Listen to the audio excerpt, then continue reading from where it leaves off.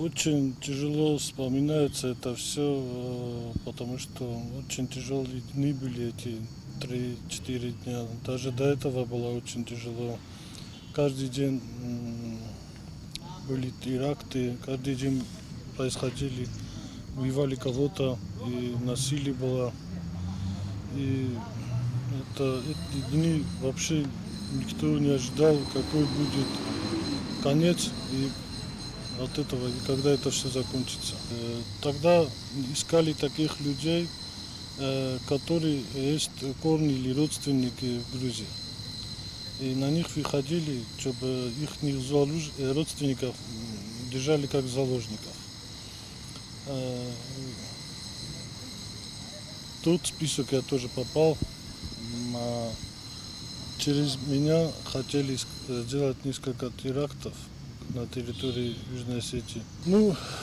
Каким-то причинам как-то с нашим руководством, с нашим КГБ предотвратили эти теракты. Где-то 5 августа выехал из города, потому что я уже был в коляске, и никто не мог меня там охранять, или я живу на границе, в самом плохом районе. Тот район с 1 числа до 5 числа сильно обстреливался. Я получил ранение, инвалидность получил. Грузинские спецслужбы подорвали меня. В канистр вино подложили взрывчатку, и этим меня подорвали. Впереди мне было 25 лет. Нету такого человека на территории Южной Осетии, который потерял близкого человека или друга, или соседа. Сегодня считаю, что мы душой и сердцем находимся в Южной Осетии, в Цхинвале. Я знаю, что скажу. Я желаю вашему народу памяти, чтобы никогда не забывали. Я желаю вашему народу всего самого наилучшего, дружбы, стойкости вам. И дай Бог удачи. Спасибо. Самое главное в жизни. Вам тоже. И чтобы не забывал народ своих героев. Сам факт того, что в ночь 7 на 8 началась бомбардировка Цхинвала, и потом это было поддержано наземной операцией, говорит о том, что не только грузинская сторона, ну и многие ее союзники были, наверное, в курсе того, что это должно было произойти. Об этом судит реакция международного сообщества, которое последовало незамедлительно. Уже с первыми выстрелами по Цхинвалу из реактивных установок первые выстрелы, вот эти выстрелы сопровождались уже информационной пропагандистской войной западных средств массовой информации.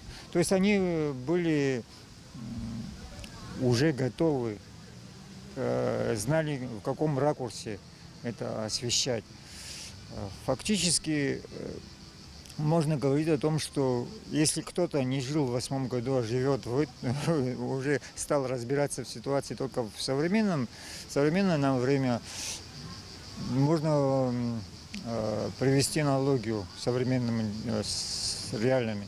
То есть все, что происходит в западных СМИ, освещается с антирусской стороны. Начиная с 8 августа происходит уже однозначная, то есть реакция, да, противоположная реакция. На Западе отреагировали однозначно антирусские, антироссийские, а в России отреагировала очень жестко, и это было каким-то уже новым вызовом, новым посылом с России, от России к другому миру, противостоявшему, то есть западному миру.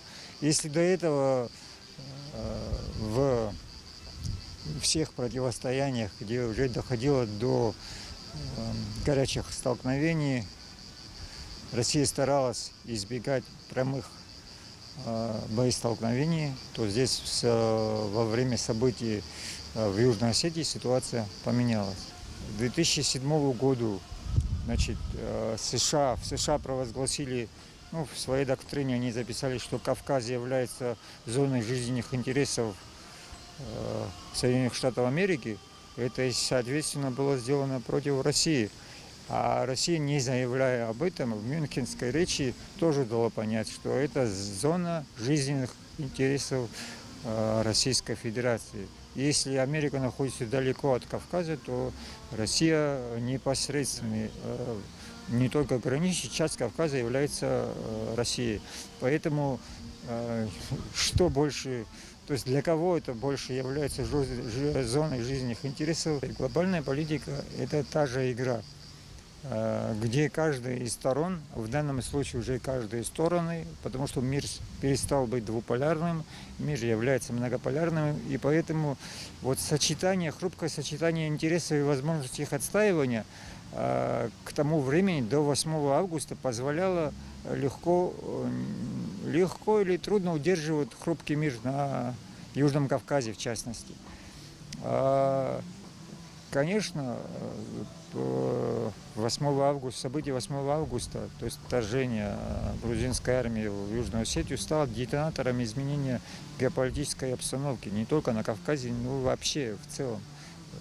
Не только в регионе, а в целом в мире, я бы так сказал, потому что когда речь идет о событии с геополитической претензией, это событие играет роль и имеет значение не только в той точке, где это событие происходит, а вообще во взаимоотношениях всех стран, которые заинтересованы.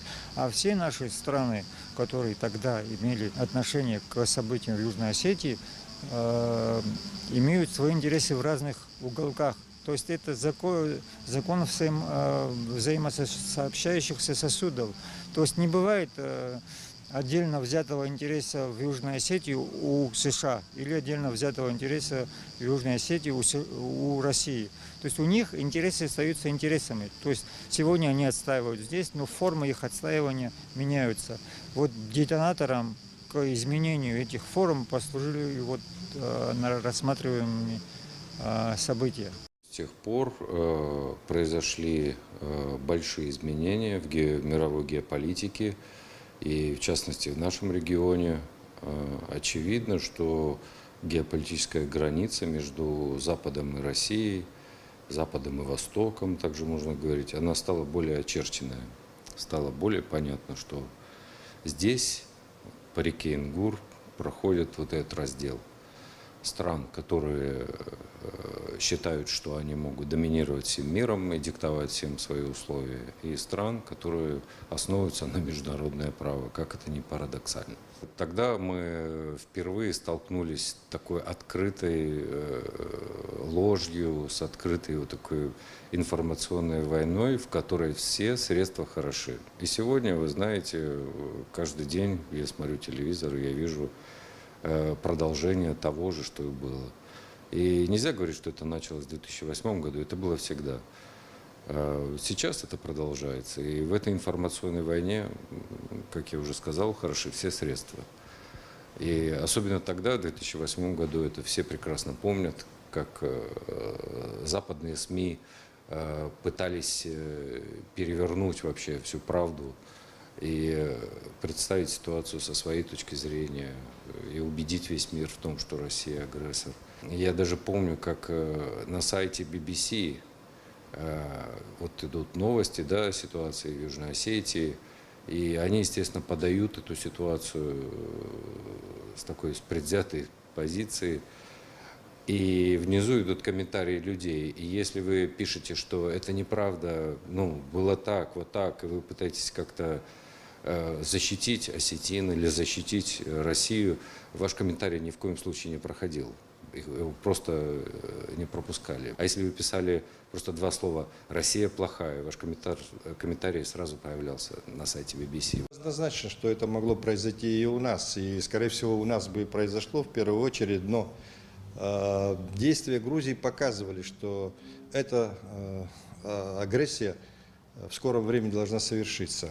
В Южной Осетии об этом часто говорили, потому что, несмотря на мирный процесс, грузинские войска постепенно занимали высоты вокруг Цхинвала, о чем говорила постоянно осетинская сторона, но никто не хотел к этому прислушиваться тогда. То же самое в Абхазии было ощущение близкой войны, и поэтому тогда вот был договор с Российской Федерацией о восстановлении железной дороги. И сюда были введены войска железнодорожные. И это, конечно, резко меняло ситуацию, потому что 400 человек российских военных, которые находились в Абхазии, конечно, были большим, так сказать, предостережением для грузинских агрессоров. И они перенаправили свою агрессию на Осетию. Но перед этими событиями мне предложили встретиться в Стокгольме. И мы с рядом наших деятелей политических встречались с грузинскими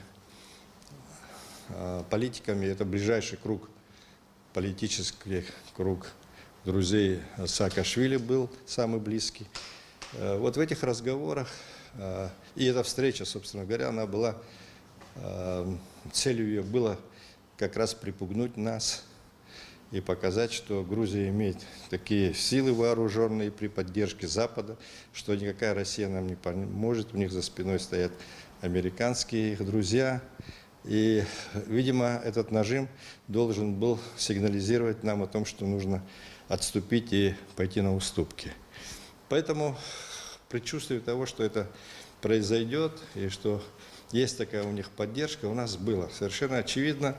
И для нас это не секрет, и очень многие это прекрасно понимают, о том, что некоторые круги на Западе их к этому действию подталкивали. На самом деле говорили о том, что русские не вмешаются, российская армия слабая, она на грани там краха находится. И буквально нам говорили такие вещи, что грузинская армия настолько сильна, что она может до Москвы дойти. Собственно говоря, это после событий 8 августа в интервью своем и госпожа Бурджанадзе тоже говорила о том, что вот такие настроения были в Грузии тогда. Ну вот и чем все это закончилось, совершенно очевидно. Конечно, и вмешательство было со стороны Европейского Союза, там тогда президент Франции Саркози возглавлял, и значит, вот его взаимодействие с российской стороной привело к тому, что вот какие-то компромиссы начали искать, но мы, как я уже сказал, отклонили любые компромиссы, после чего, вот, как было сказано, ничего не осталось российской стороне, как признать нашу независимость.